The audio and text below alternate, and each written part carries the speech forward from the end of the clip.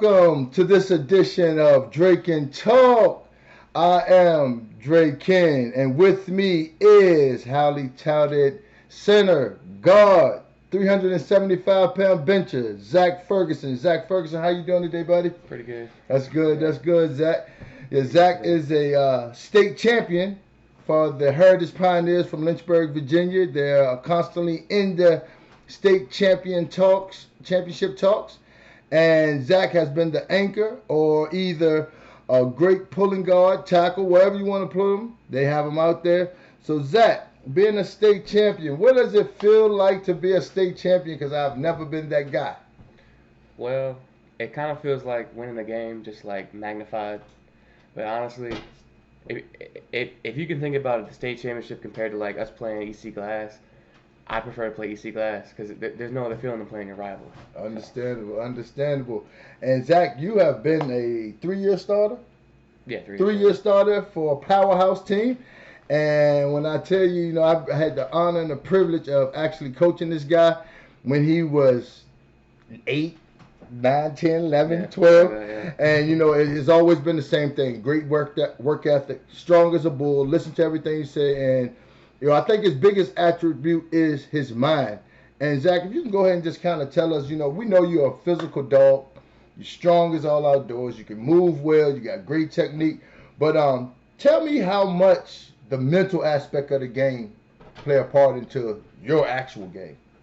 Well, it's kind of like you said when we were younger. It's 80% mental, 20% physical. Absolutely. That applies across the board in any position you play. Because in order to learn how to move well and learn how to actually get to your blocks, you gotta have the mentality of, okay, this is what I gotta do. I gotta take this step, or I gotta move this way. Yeah. So you gotta be able to think while you're tired, and you gotta be able to think while you're actually playing. Yeah. And what is the best position you think that you're suited for?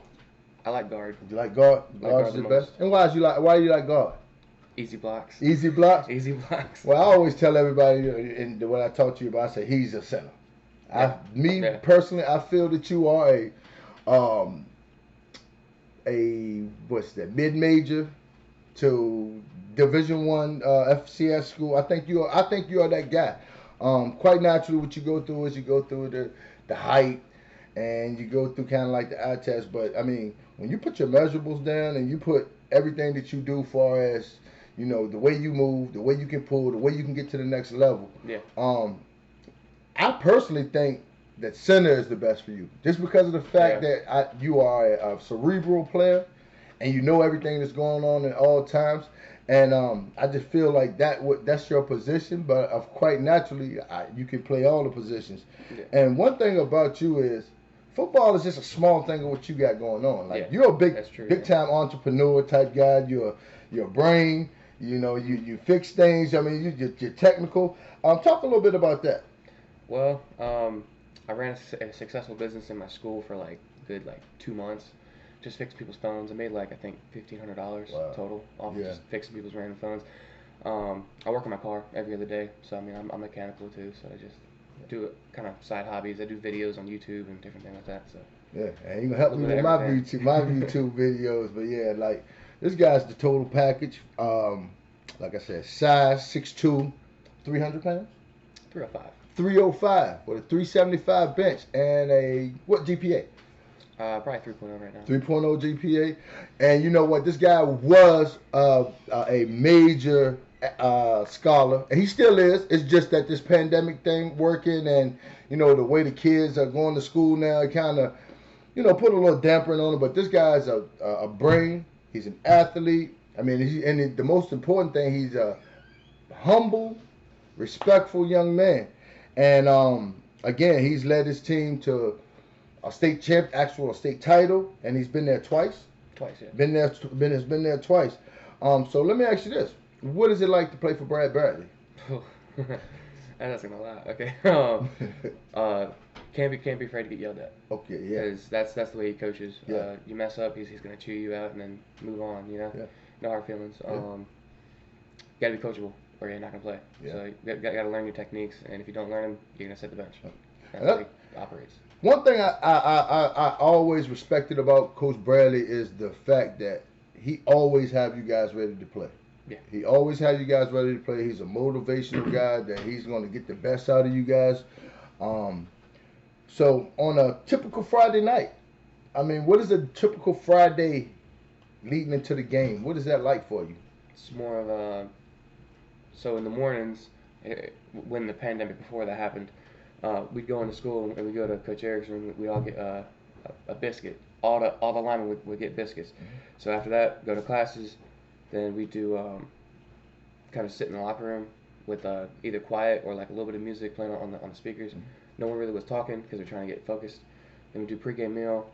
We do like everyone's quiet, sit at a table. Seniors go first, go by class.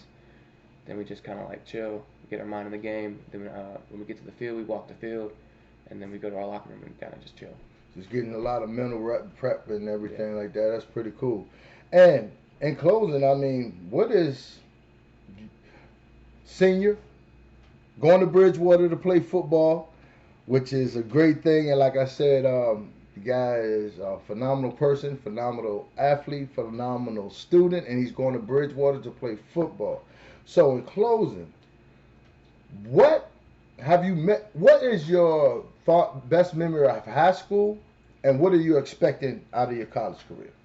Best memory of high school, like high school football. Or high school football. All right. Probably the day when it's gonna be weird because most people don't want to remember this, yeah.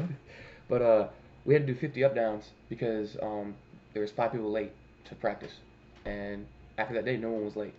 Yeah. So, I mean, that was probably like, I wouldn't say it's like the best memory, but it's one of the most memorable moments. Important moments. Yeah. Because it set a standard that this was not going to be tolerated. Yeah. And that's, I guess that's the part of why you guys have been so successful for the last couple of years. So, what are you looking for out of your college experience? Because they say college, and I will attest, college is the best years of your life, if you ask me, because you are pretty much out of the house from your parents, but not in the real world where you got to pay for everything and everything. So what is your ultimate goal with college in the football aspect and life after football? What are you looking to accomplish in those fields? Well, I want to find out what I want to do. That's the main thing. In terms of like what else, like what kind of stuff I want to do in college, a little bit of everything. I mean, I'm not really opposed to not doing something. Yeah. After college, I want to open a business. I don't know what it's going to be in. I plan on opening a gym at some point. Because after college, I think I'm going to compete in some strongman stuff. Yeah. Maybe get the world title or something. Yeah. I don't know. If anybody can do it, it's you. So it's just one thing. Another before we go. I always tell people you're going to be successful in whatever you do. Right. I don't care if it's pitching marbles. You're going to be the best marble pitcher that there ever was. I just feel that about you because, like I said, I had a connection with you for such a long time, and just see the patterns of your behavior and your work ethic. I actually watched you go from benching 265 to 375. Like I literally watched that myself, and it was like in a year and a half or something like that. So, I mean, man, the sky's the limit for you. We're proud of you, bro, and just go kill them out there, man. That's a plan. Yep. Well, you have tuned in to DreKen Talk, my DAWG edition. This is a dog, and he's actually also a Shield Boy, which is the Central Virginia Elite product. We're so proud of him. We're proud of him more for his academic and just for being who he are. The football and everything is just a plus. He comes from a great family. You guys are a great leader, and just watch out for Zack Ferguson in the future. This has been DAWG Talk, DreKen Talk, Shield Boys, and thank y'all. Tune in next time. Have a good day.